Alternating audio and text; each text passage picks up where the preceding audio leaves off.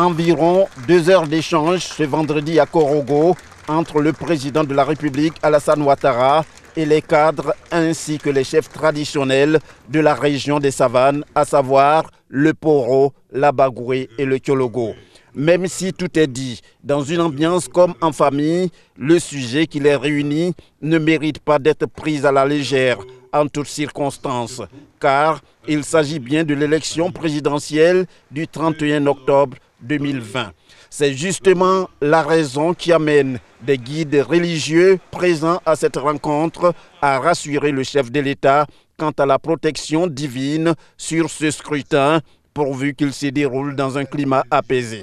Il en est de même pour le porte-parole des cadres, à l'instar de celui des chefs traditionnels, Coulibaly Brahima, d'assurer le président Alassane Ouattara du soutien de toute la région en vue de sa victoire à cette élection. Monsieur le Président, les cadres de la Bagoué, du Poro et du Tiologo sont là, devant vous, témoins de tout ce que vous avez réalisé, témoins de vos combats et des défis que vous avez toujours su relever.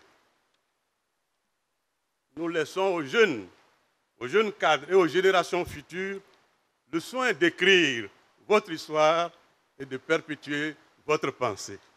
Pour ma part, Monsieur le Président, je pense que cette pensée est positive. Elle est belle, elle est magnifique, elle est lumineuse. Dans quelques jours, il y a un autre défi qui se dresse devant nous. Celui de l'élection présidentielle du 31 octobre 2020. Nous allons entrer dans chaque hameau, chaque village, chaque ville pour vous ramener cette victoire digne du sacrifice de votre personne que vous avez accepté de faire pour votre pays. Pour le président de la République, Alassane Ouattara, sa décision de briguer un autre mandat à la demande des membres de son parti, le RHDP, après le décès du Premier ministre Amadou Gon Coulibaly, en vaut la peine. Si je n'avais pas accepté, je crains fort que le RHDP aurait connu donc une désintégration. J'ai décidé d'accepter, de prendre cette décision, de me présenter pour ce nouveau mandat. Ce n'était pas une décision facile, mais je le fais, je pense, pour le pays, pour nos concitoyens, mais je le fais également pour rassembler les Ivoiriens.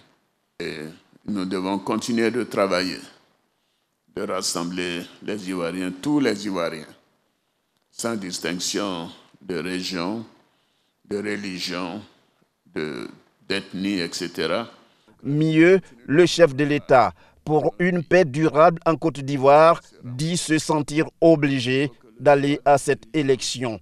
Je dois avouer très sincèrement que j'effectue ce mandat par obligation. Par obligation. Parce que bien l'année prochaine, j'aurai 80 ans. Et ceux qui sont de ma génération, et certains sont là, doivent savoir que travailler 12 à 14 heures par jour, quand on a 80 ans, ce n'est pas facile. Et je le fais par obligation pour la stabilité de notre pays, pour la paix dans notre pays.